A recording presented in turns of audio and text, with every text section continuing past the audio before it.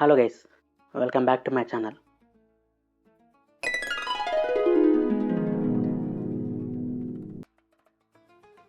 ఇప్పటి వరకు మనం 8 ఎపిసోడ్స్లో 8 chapters of book of Job discuss చేసాం. Now let's dive in to chapter number 9 of book of Job. Last చాప్టర్స్లో ఎలీఫజ్ మరియు బిల్దాదు యోబుని మరియు యోబు యొక్క కుటుంబీకుల్ని వారు చేసిన పాపం వల్ల మాత్రమే దేవుడి యొక్క న్యాయ విధి నుంచి తప్పించుకోలేకపోయారు అని నింద వేశారు కదా. ఇప్పుడు బిల్దాదు చెప్పిన ఈ మాటలకి యోబు యొక్క రెస్పాన్స్ ఎలా ఉందో చూద్దాం. యోబు ఏమంటున్నాడంటే, నీవు చెప్పింది కరెక్టే మై ఫ్రెండ్ బిల్దాద్. దేవుడి దృష్టికి నరుడు ఎప్పుడూ నీతిమంతుడు కాదు. ఎందుకంటే నరుడు దేవునితో వ్యాజ్యమాడగోరినప్పుడు దేవుడు 1000 ప్రశ్నలు వేస్తాడంట. నాకు ఈ చాప్టర్ బాగా నచ్చింది. ఎందుకనంటే యోబుకి అన్ని విషయాలు తెలుసు. దేవుని ఎడల అంత భక్తిభావంతో ఉంటాడు కాబట్టి వాళ్ళ కమ్యూనికేషన్, అంటే యోబుకి దేవునికి మధ్యన కమ్యూనికేషన్ అంత బాగుంది, అండర్స్టాండింగ్ అంతలా ఉంది. యోబు అనుకుని ఉంటాడు, నేను అంతపాటి వాడను, నేను నరుణ్ణి, దేవుని యొక్క సృష్టిని నేను.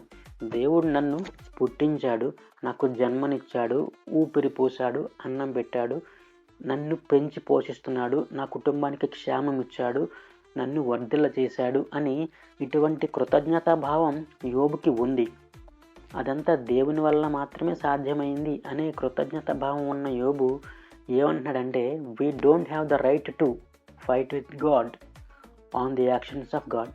అంటే దేవుడు మనకు చేసిన వాటిని ప్రశ్నించే అధికారం మనకి లేదు, ఎందుకంటే మనమెంతపాటి వాళ్ళం అని అంటున్నాడు.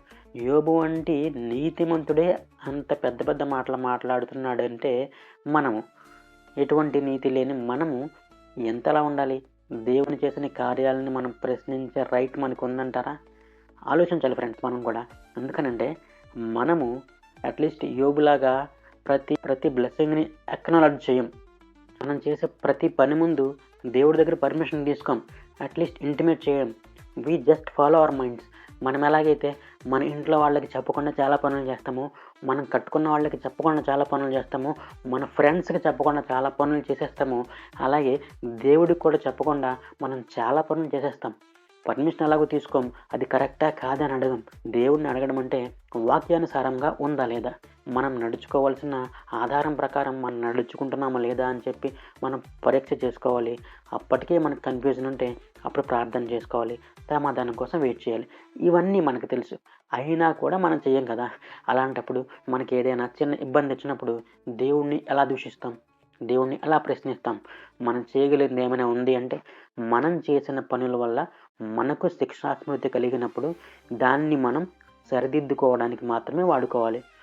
ఒక జనరల్ టాక్స్లా మాట్లాడుకుంటే యోబు అలా చెప్పిన దాన్ని బట్టి మనం ఏమర్థం చేసుకోవాలి? We are not so righteous to ask God, or we are not the people with that right to question God for the tribulations we face across because of our own sins committed. ఆయనతో పోరాడ తెగించి హాని నొందని వాడేవాడు అంటున్నాడు. అంటే దేవునితో పెట్టుకుంటే, దేవునితో fight చేస్తే ఎవరికైనా హాని కలుగుతుంది అని యోబు అప్పటికే రియలైజ్ అయ్యాడు. వాటికి తెలియకుండా పర్వతములను తీసివేయువాడు ఆయనే. అంటే we are not so strengthy people to move the rocks కదా.